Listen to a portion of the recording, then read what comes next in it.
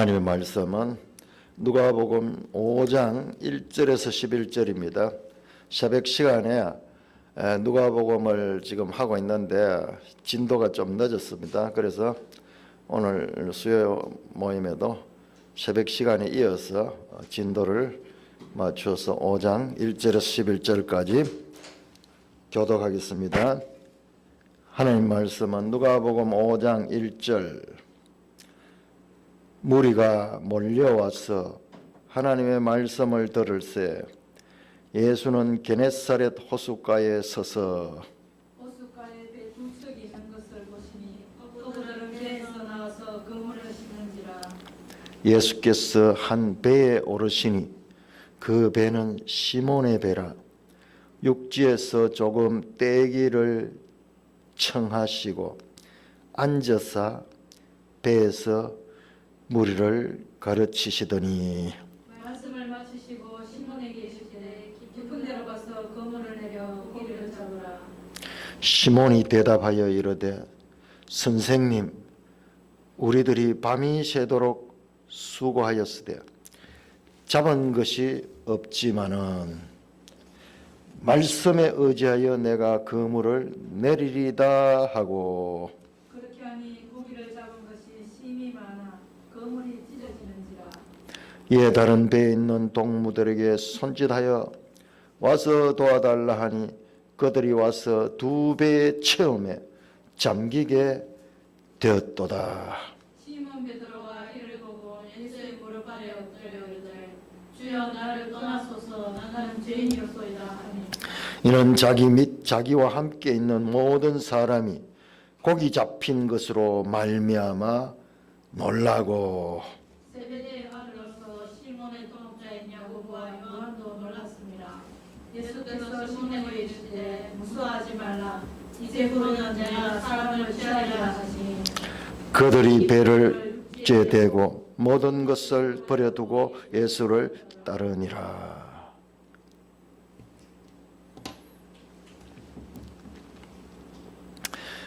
누가복음 5장입니다. 자, 여러분들 우리 성경 읽을 적에 낯설게 봐야 돼요. 우리는 복음서 내용들을 너무 많이 들었는데 피상적으로 들어가지고 우리가 본문을 분명히 읽으면서도 우리가 경험하고 생각했던 그것을 가지고 대치하는 경우가 많이 있어요. 그래서 새롭게 보고 낯설게 보는 훈련을 해야 됩니다. 실제로 이 복음서마다 강조하는 것이 다르기 때문에 다른 복음서에 나왔던 내용도 여기서는 다른 의미로도 보여지기도 합니다. 자, 예수님께서 누가복음의 전개를 다시 한번 생각해 봅시다.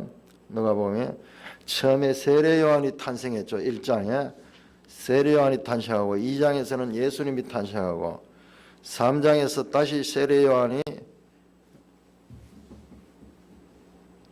백성들에게 나와서 세례를 베풀고 그 다음에 세례 요한은 감옥에 갇히고 이제 무대에서 사라집니다. 예수님이 이제 그때 이 세례를 받으시고 이제 등장하셨죠.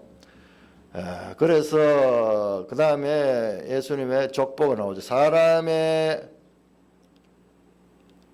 아는 대로는 요셉의 아들이고 그러나 실제로 예수님은 하나님의 아들이라고 세례를 받으면서 하늘로부터 증거를 받았죠. 그 다음에 4장 1절에서 13절에서 예수님께서 시험을 받습니다. 광야에서 마귀에게 시험을 받죠.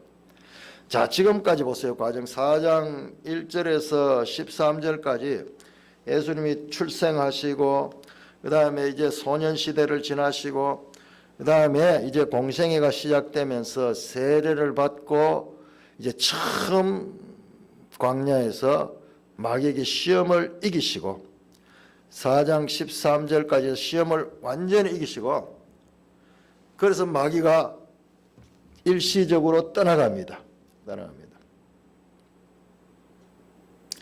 그리고 이제 예수님께서 공생애가 시작되는데 처음 갈릴리에서부터 시작됩니다. 자, 우리 4장 14절부터 30절까지 보시면은 소문이 이제 갈릴리 쫙 나고 예수님께서 이제 먼저 자신의 고향 나사렛 회당에서 안식일에 회당에 들어가서 성경을 읽습니다. 자, 4장 18절 아주 중요합니다. 18절, 19절, 20절. 이사야서를 쭉 펴가지고 주의 성령이 내게 임하시니 이는 가난한 자에게 복음을 전하게 하시려고 내게 기름을 부으시고 나를 보내사 포로된 자에게 자유를 눈먼 자에게 다시 보게 함을 전파하며 눌린 자를 자유롭게 하며 주의 은혜의 해를 전파하게 하려 하심이라 하였더라. 자, 이것이 이제 예수님께서 구약 성경 가운데서 자신의 사역에 대한 것을 이사야를 통하여 이사야서에 기록된 걸 가지고 자기 자신이 바로 이 말씀이 오늘 너에게 응했다는 이 이사야 선지자가 예언한 그 메시아가 바로 자신이라고 스스로 증거를 대고요. 그 다음에 나온 내용들 보세요. 그 다음 나온 내용들이 전부 다 뭐냐 그러면 병든 자들, 귀신 들린 자들, 또 이 병자들 이 고치는 이야기들이에요. 전부 고치는. 그게 뭐냐? 바로 이것이 이사야 선지자가 말하던 예수님의 사역인 거예요. 눌린 자에게, 포로된 자에게, 눈먼 자에게 자유를 주는 것.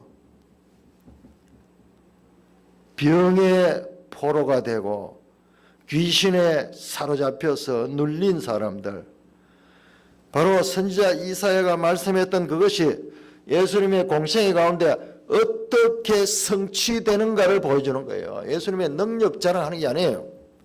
우리가 이걸 연결해서 못 보기 때문에 야, 예수님이 능력을 많이 베푸시고 기적을 많이 행하셨구나 이런 식으로 보는데, 그보다도 더 중요한 것은요, 예수님이 누구신가? 바로 이사야 선지자가 말하는 그분이다. 그분이 지금 오셔서 그 일을 하고 있다.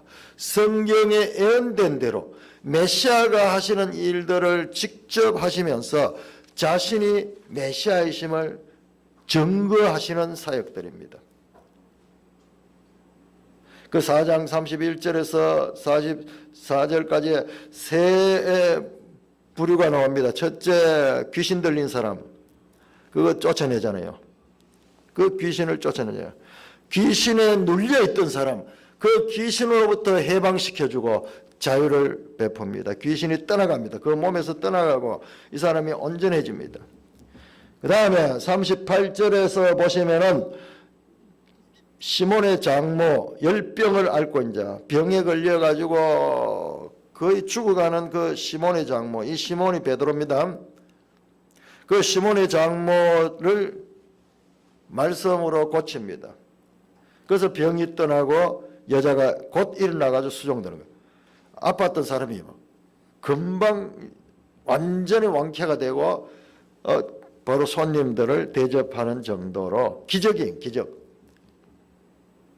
그 다음에 또 해질 무렵에 온갖 병자들 찾아 나오죠. 그 가운데 귀신 들린 자들 쫓아내고 병자들을 낫게 합니다. 자, 이런 사역들이 뭐냐? 예수님이 뭐 능력을 자랑하는 것이 아니고 이것이 바로 예수님이 누구신가? 바로 눌린 자, 포로된 자, 병든 자, 눈먼 자, 이거를 고치는 사람, 묶여있던 자를 풀어주고 눌려있던 사람에게 회방을 선포하는 은혜의 해락하는 게 희년이거든요. 희년. 그 모든 묶여있던 곳에서 자유를 베풀어 주시는 분이다. 예수님이 누구신가? 지금 그 예수님이 누구신가를 증거하고 있는 것입니다. 자, 그 가운데서 이제 5장 들어와서 그러면서 공생애 때 이제 제자들을 선택하는데 예수님께서 그 제자들을 부르는 내용, 첫 번째 내용이 오늘 읽었던 본문입니다. 무리가 몰려와서 1절입니다. 5장 1절. 하나님의 말씀을 들을세. 여러분들 이런 말씀을 들을 적에요, 낯설게 봐야 돼요. 하나님의 말씀을 들었다. 예수님이 말하는데 하나님의 말씀을 하셨다.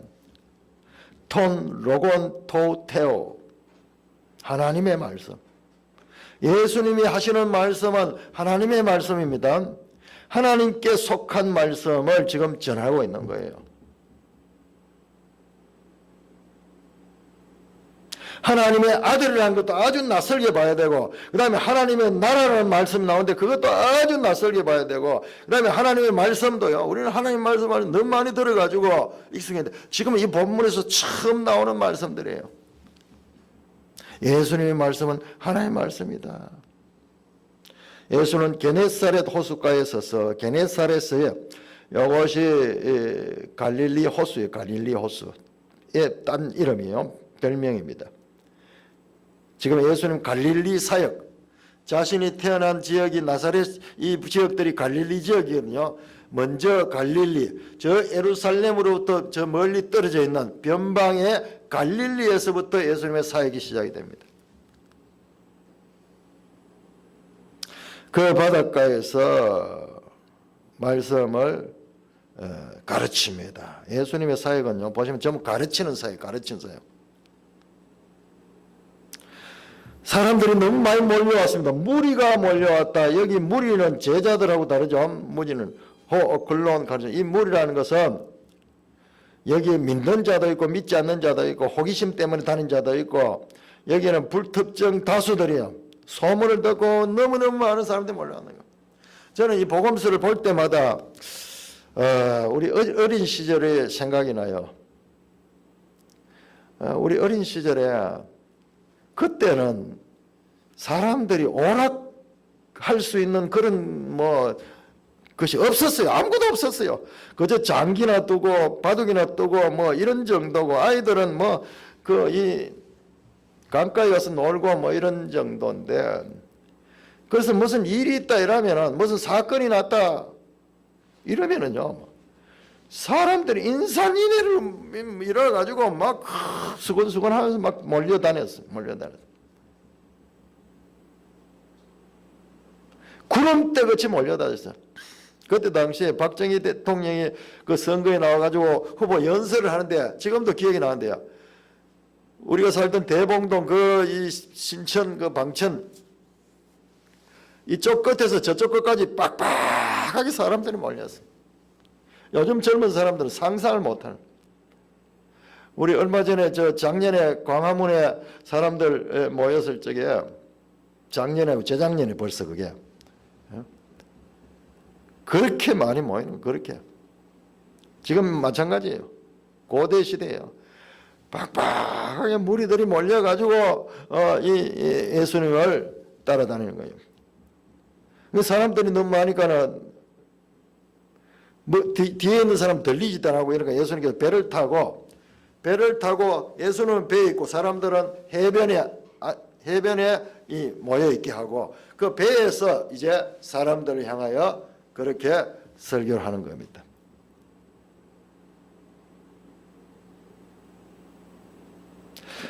그 가운데 배 하나에 올라탔는데 그 배가 누구냐? 시몬의 배라. 시몬의 배. 시몬 베드로입니다. 베드로. 자, 우리 누가복음 보면은 다음에 또 레위가 나오는데, 레위는 누구냐 하면 마태입니다. 마태. 이 당시에 사람들이 이름이 두 개를 가지고, 하나는 헬라식 이름이 있고 하나는 히브리식 이름 같아요. 시몬 가는 이것은 히브리식 이름이에요. 페트로스 가는 이건 헬라식이에요. 페트로스. 베드로 가는 이름은 시몬의 배라. 자, 시몬은요, 앞에서 시몬의 장모가 나왔습니다. 열병 들린 시몬의 장로를 예수님께서 고쳤습니다. 그러니까 시몬과는 지금 친숙한 관계인 거예요. 여러분, 예수님이 베드로를 이 제자 가운데서 가장 먼저 이렇게 접촉을 하고, 그 베드로를 통해서 많은 사람들이 같이 예수님을 따르게 되는데요. 이 베드로와 하며 밀접한 관계가 있어. 이미 장모를 거쳐줬고, 그 다음에 여기에서도 예수님 아시죠? 누구 벤지? 시몬의 벤 줄 알고 그것을 타고 배에서 무리를 가르칩니다. 베드로가 평소에 고기잡이 하던 그 배를 설교단처럼 그렇게 삼고, 이 무리들에게 복음의 그물을 던지고 있습니다. 베드로가 이 배를 타고 바다에 고기 잡는 그물을 던졌는데 이제 예수님께서는 그 베드로의 배를 타고 무리들에게 복음의 그물을 던지고 있습니다. 왜 하필 베드로의 배냐? 여기에도 이 그림 자체에도 하면 메시지가 있잖아요.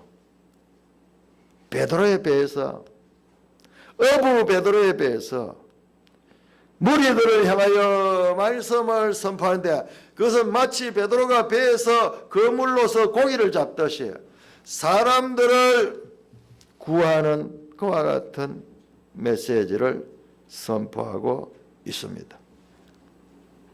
4절 말씀을 마치시고 시몬에게 이르시되 깊은 데로 가서 그물을 내려 고기를 잡아라. 자, 시몬은 갈릴리 어부입니다. 전문 프로페셔널한 어부입니다. 근데 예수님은 그렇지 않아요. 예수님은 아버지가 목수였으니까는 아마 예수님도 목수로서 소년 시절을 지냈을 거예요. 그런데 바다 전문가 시몬에게 깊은 데로 가서 그물을 내려 고기를 잡아라, 그렇게 말하는 거예요. 방금 자신이 탔던 그 배를 가지고 그는 모인 무리를 향하여 복음을 선포하고 다시 베드로에게 고기를 잡으라고 말합니다. 시몬이 대답하여 이르되 5절입니다. 선생님, 우리들이 밤이 새도록 수고할 때 잡은 것이 없습니다.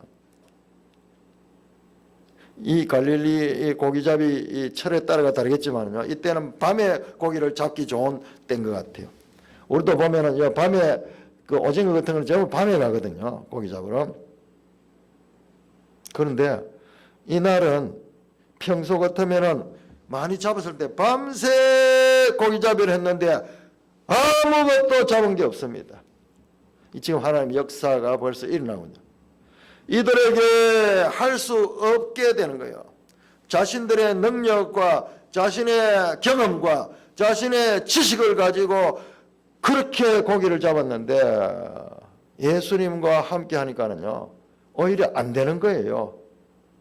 안 되는 거예요.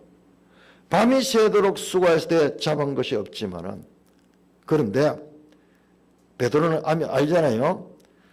자기의 장모를 말씀으로 취하는 그 주님을 알았어요. 그러니까 우리 성경에는 안 나와 있지만 베드로하고는 인격적으로 교류가 있었어요. 그 베드로가 거부할 수 없는 뭔가를 포스를 느꼈어요. 그래서 말도 안 되는 이야기지만은, 자기 생각에는 말도 안 되는 이야기지만은 말씀에 의지하여 내가 그물을 내리리라. 자, 이게 아주 중요한 말씀이에요. 자, 내로서는 할 수 없었다. 내로서는 할 수 없었지만은, 그러나 말씀에 의지하여 내가 그대로 순종하겠다. 내 경험과 내 판단과 내 생각을 버리고 순전히 주님의 말씀에 의지하여 내가 한번 행해보겠다. 그런 마음을 가지고 6절에서 그렇게 하니 고기가 잡은 것이 심히 많았다. 얼마나 많았는지요. 심히 많아 그물이 찢어지는 거예요. 이건 기적이에요. 그러니까 확실하게 평소에 잘 잡히던 고기가요, 밤새 잡았지만 하나도 잡히지 않았던 것도 하나님의 역사고, 그 반대로 그들의 경험과 그들의 지식과 달리 그냥 이 낮 시간에 깊은 데 가서 고기를 잡아 자기들 생각에는 그거는 말도 안 되는 이야기지만, 그러나 말씀에 의지했을 때 힘이 많아 그물이 찢어지는, 그야말로 확실한 주님의 기적이라는 것을 경험시켜 주는 거예요. 여러분, 대충 하면은요, 어쩌다가 그렇게 됐지, 그렇게 됐는데, 이건 확실한 실패와 확실한 성공, 말도 안 되는 실패. 밤이 새도록 수고했지만 그 갈릴리 바닷가를 훤히 고깃대가 어떻게 움직이고 있고 어떤 시간에는 어디 가면 고기가 있고 이걸 다 알고 있는 그 어부들인데도 밤새 수고했지만 아무것도 할 수 없었지만, 그러나 말도 안 되는 말이지만은 그 말씀에 의지하여 그냥 순종하니까는 그물이 찢어지는 거예요. 힘이 많아서. 이에 다른 배에 있는 동무들에게 손짓하여 와서 도와달라니 그들이 와서 2배의 체험에 잠기게 되다. 2배를 채우고도 잠기게 될 정도로 어마어마한 그와 같은 기적을 경험하게 됩니다. 확실하게 이 사건은 하나님의 역사하심이라는 것을 본능적으로 깨달은 거예요. 시몬 베드로가 어떻게 합니까? 시몬 베드로가 이를 보고 예수의 무릎 앞에 엎드려 이르되, 그대로 이 사건을 보고 탁 베드로는 예수의 무릎 앞에 주여 나를 떠나소서 나는 죄인입니다. 주여. 앞에서 선생님 우리가 밤이 새도록 고기 잡았지만 못 잡았습니다. 선생님이라고 불렀던 베드로가 주여 큐리오스.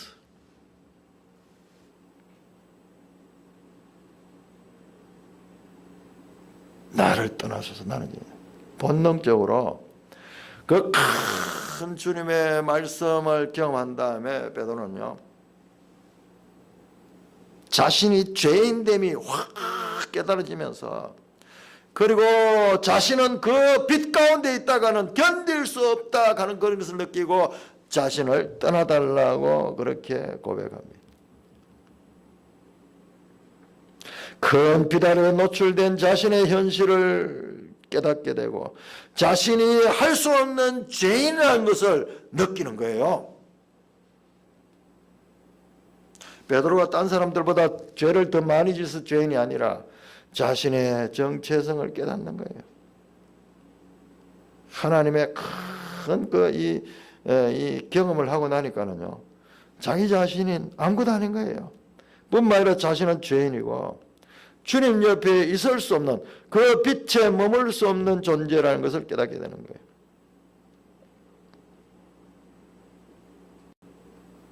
왜? 이는 9절입니다. 왜 베드로가 이런 행동을 했는가? 자기 및 자기와 함께 있는 모든 사람이, 주위의 사람들이 같이 참여했거든요. 그 사람들이 다 맞는 거예요. 다 맞는. 그래서 고기 잡힌 것으로 말미암아 놀랐다. 고기가 2배가 채우고도 잠기게 되고 그물이 찢어질 정도로, 이것은 전무후무한 이와 같은 경험을 하고, 이건 사람의 이 차원이 아니다는 것을 아는 거예요. 10절 세베대의 아들로서 시몬의 동업자인 야고보와 요한도 놀랐습니다. 자, 여기에 야고보와 요한도 함께 했습니다. 이 전부 같은 동네 동업자, 시몬의 동업자라 그랬어. 다 이 사람들이 다 예수님의 제자잖아요. 야고보, 이 요한이 바로 사도 요한이 사도 요한. 그리고 베드로, 지금 한 사람 빠졌는데 안드레, 베드로의 형제 안드레. 여기 예루살렘이 나오거든요. 여기서 하면 4명의 제자가 지금 주님을 만나게 되고 이들이 주님을 따르게 됩니다. 10절 세베대의 아들로서 시몬의 동업자인 야고보와 요한도 놀랐다. 옆에서 같이 보고 놀랐어요. 예수께서 시몬에게 이르셔서 무서워하지 말라. 지금 베드로는요, 지금 이 고기 잡은 기쁨이고 이런 건 가운데 간 데 없고 두려운 거. 너무나 큰 빛 앞에 자신이 발가벗겨진 것 같고 자신이 추악한 죄인이라는 것을 그대로 고백하지 아니할 수밖에 없는 그런 이 본능적인 반응을 했는 그에게 무서워하지 말라. 이제 후로는 네가 사람을 취하리라 하시니, 담담하게 예수님께서 무서워하지 말라. 이제 후로는 네가 사람을 취하리라 하시니. 11절 그들이 베드로를 육지에 대고 모든 것을 버려두고 예수를 따르니라. 이렇게 해서 여기서 하면 4사람의 제자가 주님을 따릅니다. 베드로를 육지에 대고 모든 것을 버려두고 예수를 따르니라. 말로 설명할 수 없는 그런 큰 체험을 하고, 이분은 메시아다. 이분 앞에는 나의 삶의 모든 것들도 헛되고 바로 이분을 따라가는 것이 내 인생의 최선의 길이라는 것을 그들은 온몸으로 느끼고 예수님을 따라가게 되는 것입니다. 제자의 길에 들어서게 됩니다. 베드로는요, 이 주님을 경험하고 자신과 주님 사이에 도저히 건널 수 없는 간격이 있음을 깨닫고 주님을 주님으로 고백하고 그 주님을 따르는 그와 같은 제자의 길로 경험하게 따르게 됩니다. 주님을 경험하니까요, 이 땅에서 현실적인 문제들, 먹고 사는 문제들, 이런 것들은 무의미해지고요. 주님을 따르는 길이 참 복된 길이라는 생각이 나며 그들의 생계와 직업적인 일인 어부직을 버리고 주님의 길을 따라가고 있는 것입니다. 엄청난 에너지를 경험한 자들처럼 완전히 인생이 바뀌는 그와 같은 모습을 보게 됩니다. 저는 오늘 여기서요, 여기까지를 보면서 다시 한번 사람으로서는 할 수 없음과 하나님으로는 할 수 있음을 여기서 발견하게 됩니다. 지금 앞에 나오는 내용들도 다시 한번 그 관점에서 한번 보자고요. 자, 우리는 신학이 뭐냐? 그러면 신학이는, 자, 베드로, 이 사도 바울이 어떤 사람, 사도 바울의 로마서와 갈라디아서를 다시 복음서하고 이렇게 같이 해서 보니까는 사도 바울은 무수한 사건들, 구약에 나오는 역사 가운데 일어난 사건들, 인물들, 그들을 통해서 이루어진 그런 역사적인 다양한 내용들 가운데서요, 거기서 원리를 뽑아내요. 원리를 뽑아내. 그래서 신학적인 그와 같은 작업을 통해서 기독교 교리를 만드는, 교리를. 수많은 사례들, 수많은 역사적인 경험들을 사도 바울은 그 가운데서 동일한 원리를 뽑아내어서 거기에서 신학적인 그와 같은 교리를 만들어냅니다. 자, 우리도 한번 봅시다. 다시 4장 18절부터 한번 들어갑시다. 예수님의 사역부터 한번 봅시다. 자, 4장 18절. 자, 주의 성령이 내게 임하시니 이는 가난한 자에게 복음을 전하게 하시고 내게 기름을 부으시고 나를 보내사.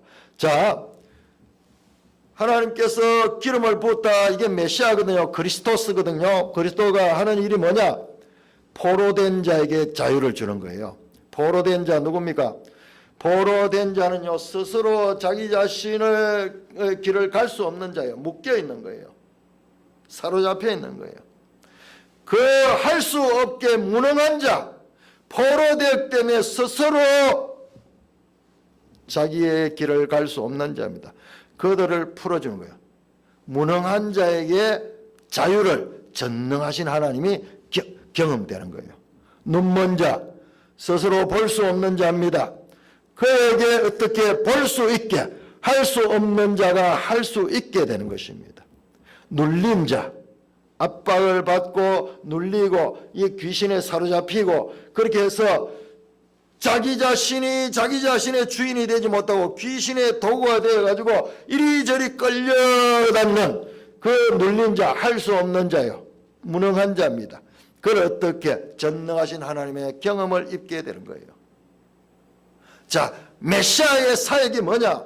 이와 같이 사람으로서는 할 수 없는 자, 우리가 구약 성경을 통해서 발견했던 구약 성경의 핵심 결론이 그거예요. 사람으로는 할 수 없다.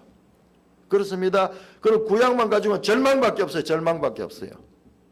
근데 그 할 수 없는 사람에게 할 수 있게 하시는 분, 그들에게 무능한 그들을 유능한 분이 와서 능력을 주셔서 그들의 무능함으로부터 해방시켜 주시는 분이 바로 예수님이다.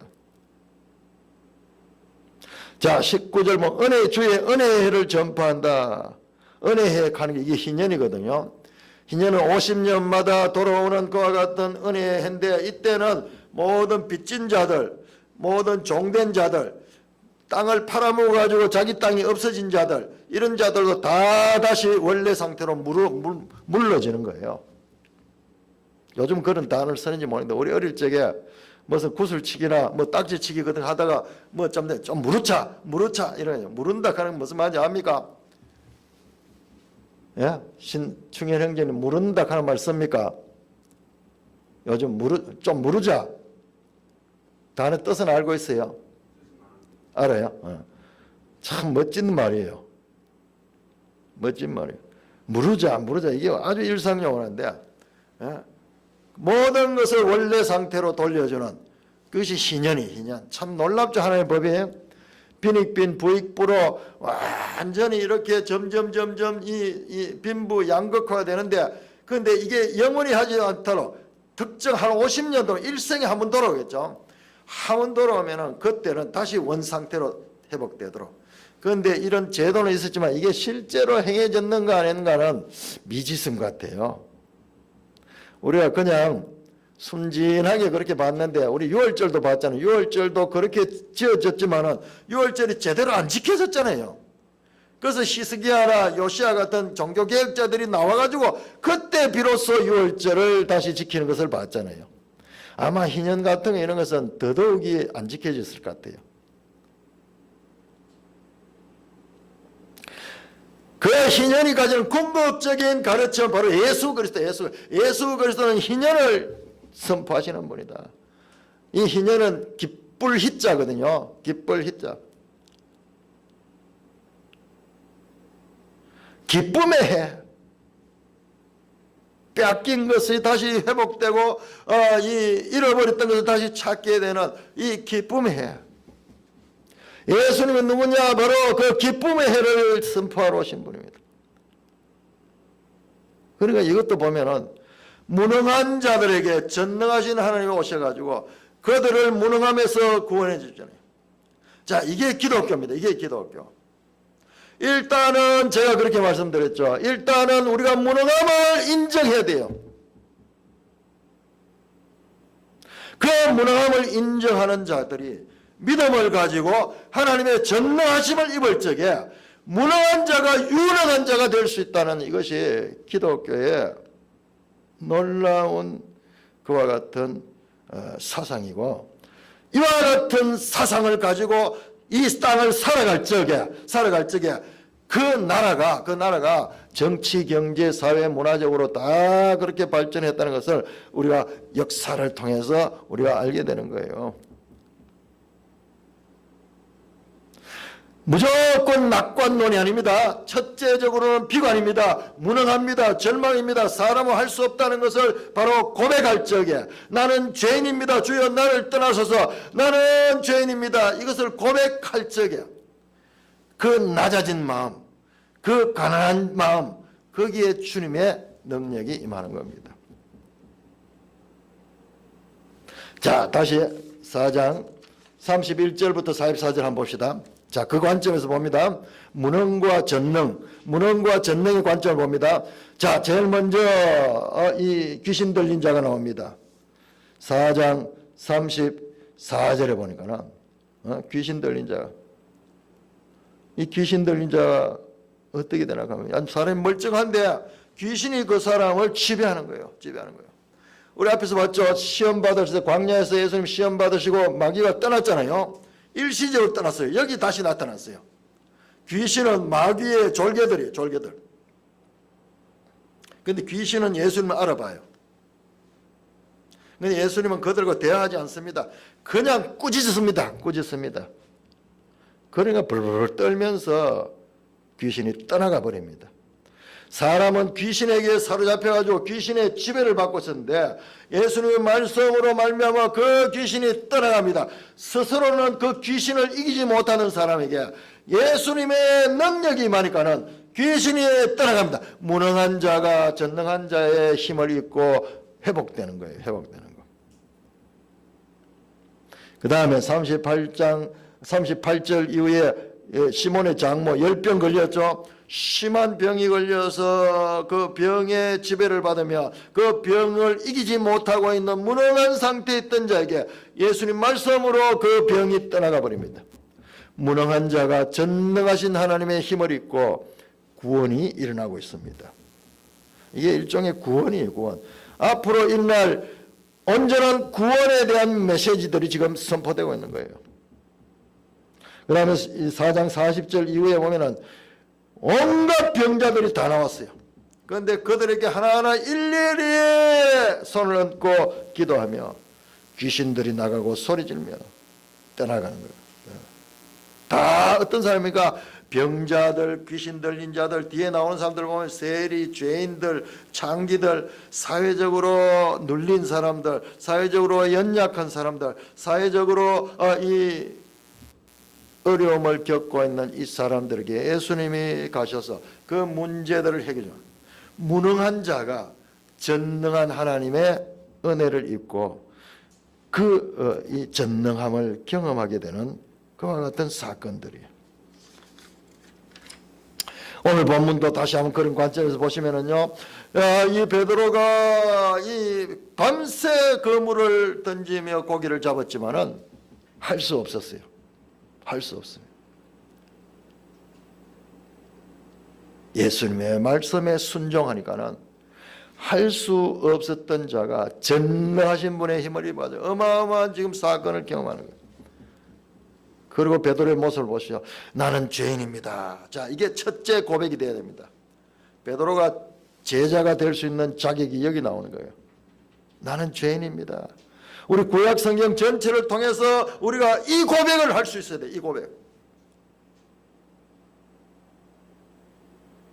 바리새인들, 우리 곧 바리새인들이 등장하는데 이 사람들은 자기들은 율법을 온전히 지킨다고 생각하죠. 그렇기 때문에 우리는 의인이라고 생각하는 거예요.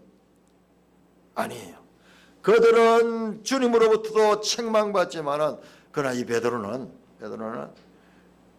나는 죄인입니다. 나는 연약한 자입니다. 내가 주님 없을 때는 그걸 몰랐는데 주님의 전능하심을 경험해 보니까는 자신의 무능하심과 자신의 죄인됨과 자신의 어두움에 속해 있는 것을 발견하게 되는 거예요. 그런 다음에 어떡합니까? 주님을 따라가는. 자기 인생 모든 것을 지금까지 추구한 것은 버려두고 그 주님의 길을 따라가는. 그래서 이제 12제자 가운데 여기에 숫자는 안 나오지만은요, 최소한도 베드로, 안드레, 야고보, 요한 이 네 사람 여기 나오면은 11절 그들이 배를 육지에 대고 이 갈릴리 이쪽 지역에 가버나움 이 지역에 살던 이 사람들 다 친구들 그리고 형제들이고 둘 베드로와 안드레가 형제고 그 다음에 야고보와 요한이 형제고 가족적으로 그렇게 출발이 됩니다.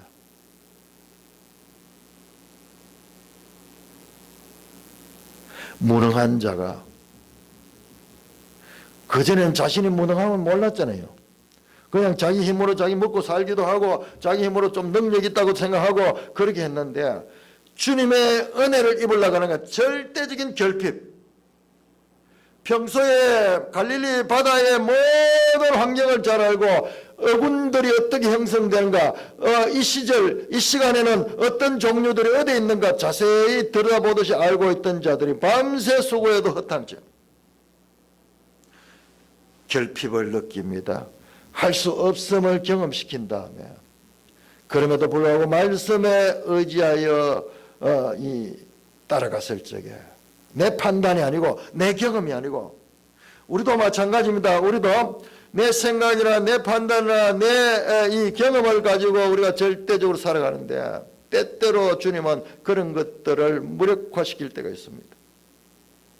그럴 때 믿음으로 말씀을 의지할 때에 그것이 신앙이고 그때 우리는 하나님의 능력을 맛볼 수가 있습니다. 시몬 베드로가 이와 같은 극적인 경험을 통해서 이 베드로의 변화는 우리 그리스도인들이 어떻게 주님을 따라야 될까요? 첫 번째로 자신의 죄인됨을 고백합니다. 주님 앞에 무릎 꿇고. 그리고 나는 감히 주님 가까이 있을 수 없는 존재입니다. 그에게 예수님께서는 그를 다 아시고 무서워하지 말라.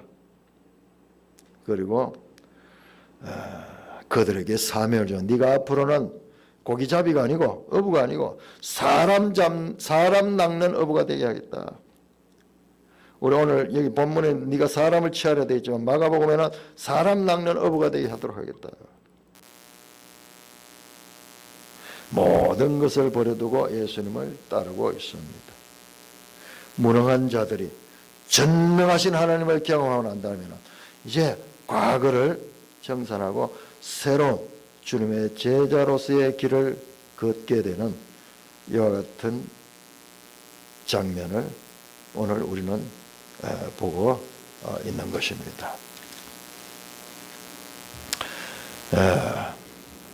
지금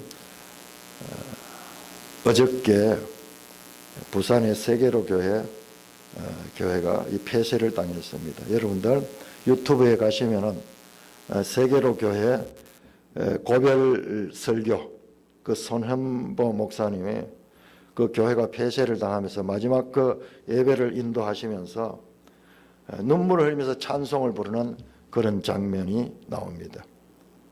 그 큰 예배당에 사람들이요 못 들어오게 하는 거예요. 못 들어오게. 그래서 예배를 드리다가 당국에 의해서 지금 폐쇄 명령을 받았어. 그 헌법 소원을 내고 그렇게 하면서 자신 한 교회가 아니라 대한민국 교회를 대표해서 당당하게 법적으로 헌법에서 과연 이것이 폐쇄를 내려야 되는 그런 죄가 되는가.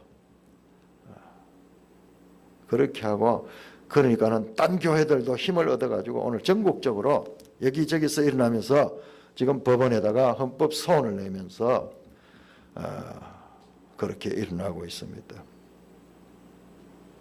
우리가 코로나를 주의해야 되고 교회도 예외가 아니지만은 그러나 교회가 부당하게 이 정권이 교회를 부당하게 지금 핍박하고 있고 다른 데하고 너무나 형평이 맞지 않는 그런 잣대를 가지고 그렇게 하고 있는데 여기저기서 용기를 내고 일어나고 그렇게 해서 우리가 특권을 달라는 것이 아니고 부당한 이런 것은 바로 하지 아니하면은 이들이 점점 교회를 우습게 보고 그렇게 자기들 마음대로 뭐든지 명령하면 되는 것 같지.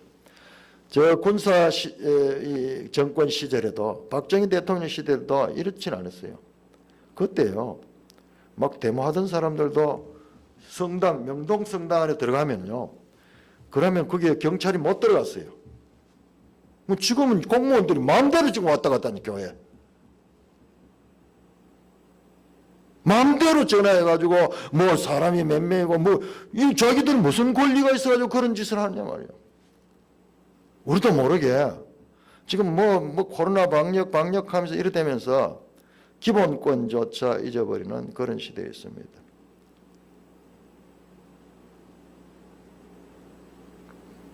한번 그 영상을 꼭 한번 보시면 한번 찾아가지고 우리가 한번 카톡에 좀 올려주시면 좋겠네요. 손현보 목사님 그 마지막 고별 찬양하면서 그렇게 하는 것들 보고 우리가 직접 만나지 않고 예배를 드리니까는요 저도 지난 주일이 어떻게 지난지도 모르겠어요. 주일이 지났는지 안 지났는지 모르겠어요. 우리가 함께 모여서 그렇게 교회는 그 자체가 모임이잖아요. 모임인데 이 모임을 갈기자리 찢어가지고 이렇게 해서 지금 이 교회가요 이 작년 1년이 지났잖아요. 1년 동안에 한 3,000개가 교회가 없어졌다고 그래요. 견딜 수 없습니다. 지난주도 말씀드렸지만은 뭐 이런 개척 교회들요 우리 산돌교회지 이런 교회가 없어요. 우리 성도들이 든든하게 기둥을 가지고 그렇게 와서 이렇게 설 수 있죠. 보통 교회는요, 교인들을 끌어오는 거예요. 끌어와가지고 제대로 훈련도 안 됐고 뭐 이런 11조 제대로 할 수 있는 그 성도 한 사람을 키우려고 그러면요, 참 쉽지 않아요. 쉽지 않아요. 교회 나가주는 것만 해도 그렇게 큰 소리를 치고 목사들 앞에 그렇게 고개를 빳빳 내가 한번 나가준다, 니를 봐가지고 나가준다. 그런 연약한 성도들이 얼마나 많은지 몰라요. 그런 교회들은요, 지금 뭐 최소한의 그런 운영을 할 수도 없는 거예요. 그래서 정확한 통계는 어떻게 알 수 있겠습니까만은 한 3, 4천 개가 교회가 없어졌다 그럽니다. 그런데 이 교회는 말도 못하고 있는 거예요. 아니 오늘 그 손현보 목사님이 방송에서 지금 그 일반 언론하고도 지금 인터뷰를 하면서 그걸 알리기 위해서 인터뷰를 한대요. 뭐라고 하는가, 이 방송에서 사회자들이 그 굳이 대면 예배할 필요 뭐 있습니까? 그냥 그렇게 하면 되는데 헌금 때문에 그런 거 아닙니까? 이런 소리 하는 거예요. 그렇게 지금 알려져 있는 거예요. 교회가 대면 예배하는 것은 헌금을 안 보면 헌금이 안 나오니까 헌금 거둘라고 그렇게 한다. 그런 식으로 그리고 그 손 목사님 뭐라 하는 게 아니라, 당신들은 예를 들어 교사가 학생들을 가리키면서 그 월급을 받는 것은 당연한 것이지 그것을 돈벌이를 위해서만 그렇게 한다고 말하는 거하고 마찬가지다. 그건 악의적이다. 악의적이다. 그런 교회는요, 특히 세계로 교회 같은 경우는 엄청납니다. 그거는 정말 오른손이 하는 일을 왼손이 모르게 하고 물질을 초월해가지고 그 목사님부터 그렇게 하시는 분이에요. 당당하게 그렇게 하시는 분이에요. 엄청나게 많은 선한 사업들, 알려지지 않은 사업들 1년에 1000명씩 지금 이 개안 수술을 해주고 있고요. 그리고 살은 누구든지 퍼갈 수 있도록 필요한 사람 가져갈 수도 무진장 재놓고요. 재놓고. 정말 이 놀라운 교회예요. 놀라운 교회. 그 시골 깡촌에 5,000명이 모이는 교회. 전부 밖에서 그 마을에는 100명밖에 안 되는 그 고신척에 개척해서 20명으로부터 시작해가지고 그런 기적적인 교회예요. 그 목사님 보통 목사님 아니에요. 한번 보시고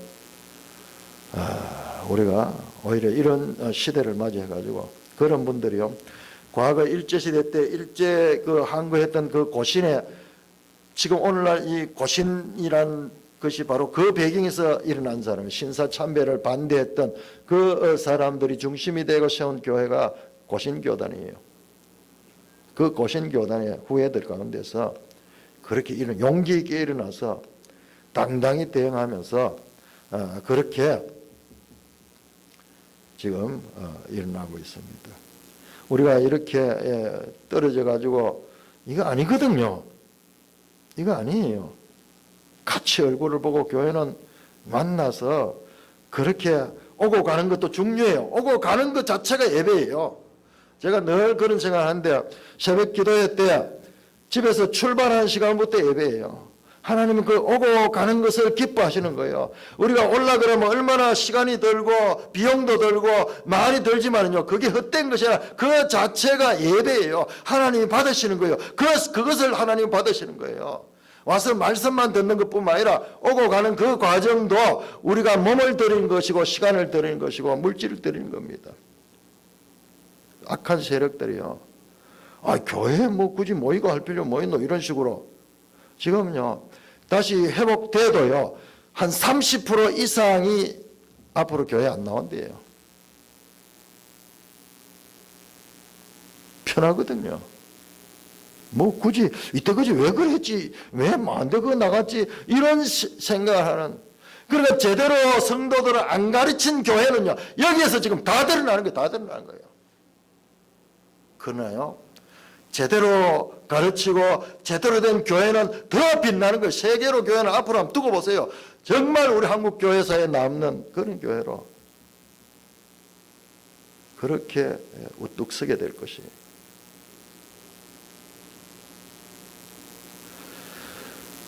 고함 영상을 한번 찾아서 한번 올려주시면 고맙겠습니다.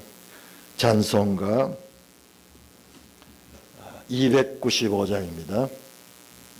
찬송가 295장.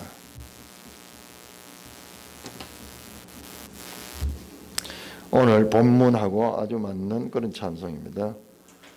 295장. 큰 죄에 빠진 나를 주 예수 건지사 그 넓은 품에 품어서 저 바다 없기 하늘보다 높다. 옛날에 유대 땅에 주 예수 다닐 때 그 은혜 받으려고 큰 무리들 모였네. 눈먼 자 병든 자를 다 고쳐주셨다.